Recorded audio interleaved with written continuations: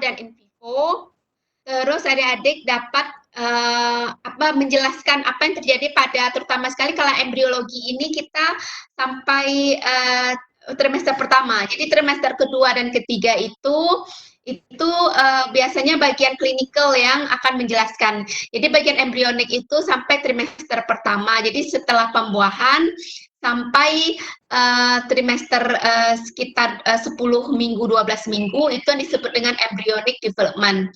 Pada saat ini banyak sekali cacat genetik yang mungkin terjadi. Jadi ini adalah waktu-waktu di mana akan sangat banyak terjadi, terutama sekali kelainan genetika. Jadi adik-adik harus mengetahui bagaimana apa saja yang terjadi pada embryonic development pada first week, second week, third week, ya, sampai kepada 8 week. Jadi bulan kedua dan bulan ketiga, serta dapat menjelaskan apa saja genetik abnormalitas yang mungkin terjadi. Nah, kemudian pertama kali saya mungkin akan menjelaskan dulu apa itu, karena kita bagian embryonik itu beda dengan bagian obstetrician, ya, obstetrics. Karena bagian obstetrics itu kan adik-adik tahu ya, penghitungan kehamilan itu dari HPHT. Hari pertama head terakhirnya itu nanti harinya dikurang 7, bulan dikurang 3, dan tahun lebih dari Desember tentu saja ditambah satu. Nah, untuk bagian embryonik itu biasanya kita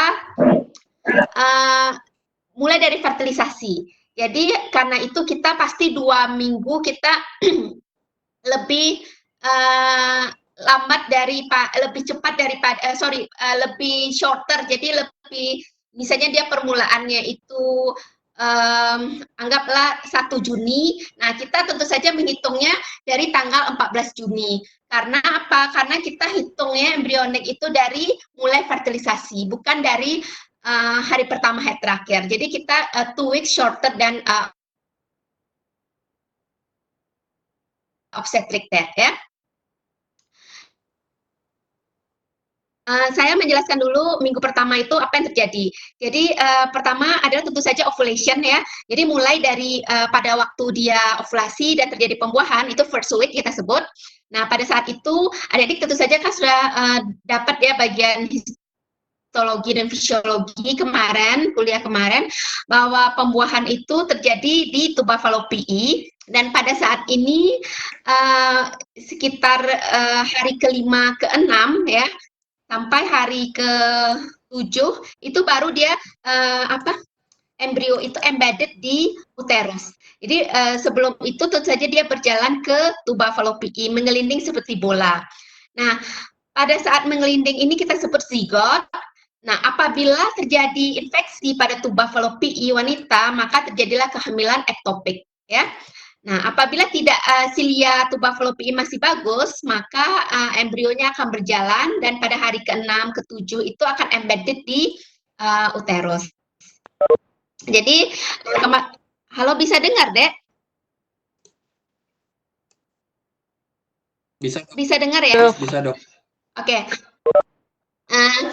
Jadi setelah dia adik-adik tahu ya, jadi kan kemarin juga sudah dikasih tahu bahwa ada siklus menstruasi ya. Jadi kira-kira pada saat ovulasi itu saya nggak menjelaskan lagi bagaimana siklus menstruasi terjadi atau siklus ovulasi terjadi ya, karena sudah dapat.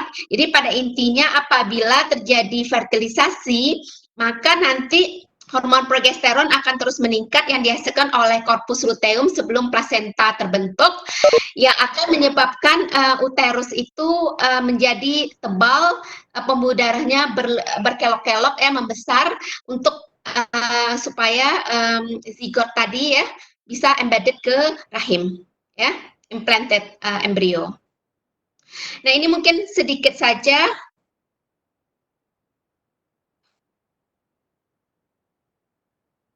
Ini ada video saya ambil dari YouTube ya, adik-adik ya. Ini bagaimana terjadinya pembuahan tapi in vitro. Jadi ketika terjadi pembuahan di luar tubuh, kira-kira seperti ini, sama di dalam tubuh. Jadi ketika terjadi fertilisasi akan terjadi 2PN, true pronuclei ya. Pronuclei ini dari female dan dari male. ketika terjadi pembuahan, itu second polar body akan keluar, polar body kedua. Nah, polar body kedua yang akan keluar itu sehingga kromosom itu 23 dari male, 23 dari female ya. Jadi 46 jadinya. Nah, 44 kromosom body dan 2 kromosom seks, XX atau XY. Yang menentukan XX atau XY tentu saja dari laki-laki ya, dari sperma. Nah, pada hari pertama, adik bisa lihat dia membelah jadi 2 sel dan kemudian menjadi 4 sel ya pada hari kedua, 8 sel pada hari ketiga, dan pada hari kelima, di mana di hari kelima ke-6, di mana embrio ini harus embedded ke rahim. Nah, itu disebut dengan stadium blastosis ya. Blastosis atau blastokel ya. Ini di mana sel membelah dari 8 jadi 16, 16 jadi 32, 32 jadi 64 dan akhirnya dia akan membentuk satu bola besar yang kita sebut morula ya. Nah, ketika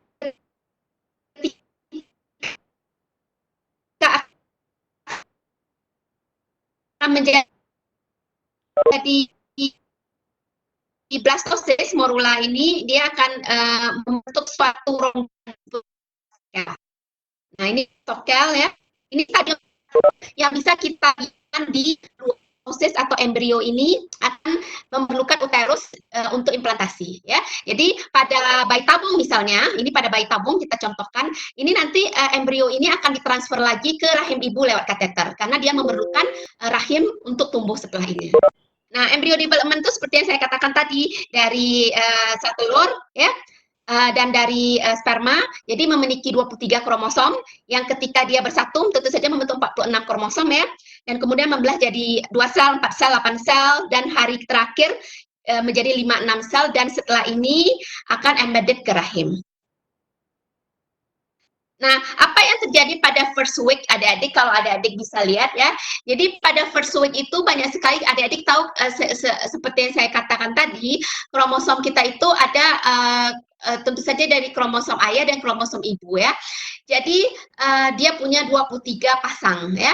Jadi 22 pasang atau 44 adalah kromosom tubuh body. Dan satu pasang atau dua buah adalah kromosom seks. Nah, apabila pada first week itu terjadi masalah meiotic disjunction, meiosis disjunction, di mana terjadi kelebihan kromosom atau kekurangan kromosom ya, bisa aneuploidy, triploidy, tetraploidy, maka akan terjadilah cacat genetik. Pada bayi tabung ya di luar tubuh kita contohkan bisa kita lihat terjadinya cacat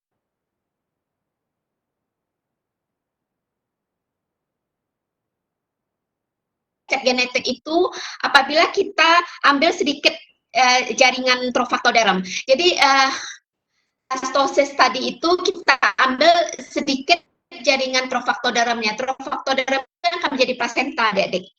Jadi ini contoh ketika tengah sedikit trofactoderm. Jadi bagian luar ini trofactoderm yang menjadi plasenta kita ambil, dan bagian dalam itu disebut dengan inner cell mass yang akan menjadi bayi.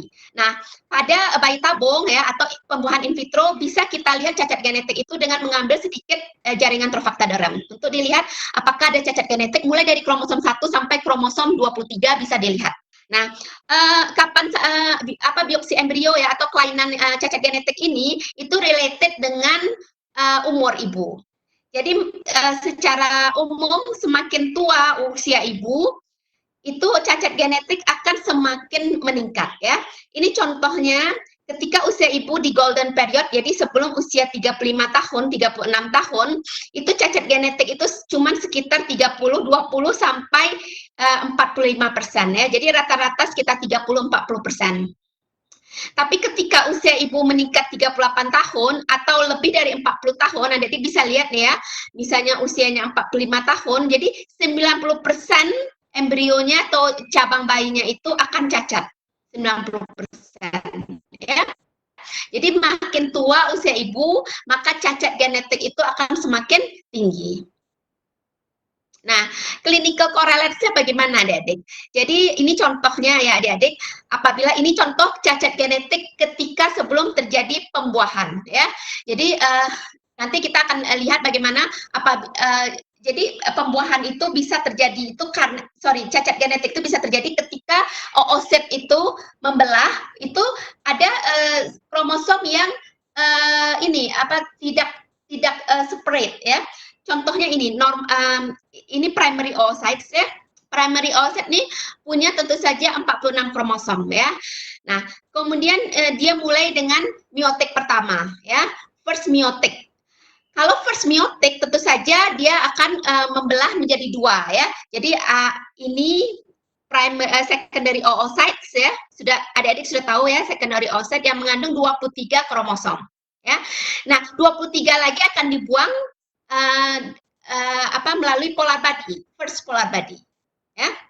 Nah, apabila terjadi cacat genetik itu terjadi pertama bisa non-disjunction first meiotic division ya, di mana satu kromosom itu tidak terbagi ya, tidak separate, sehingga dia secondary oocyte-nya tetap 46.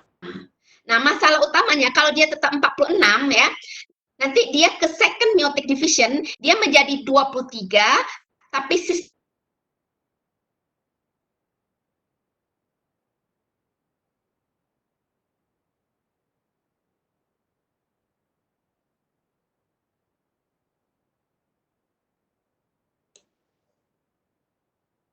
Mohon maaf, Dok. Tidak ada suaranya, Dok.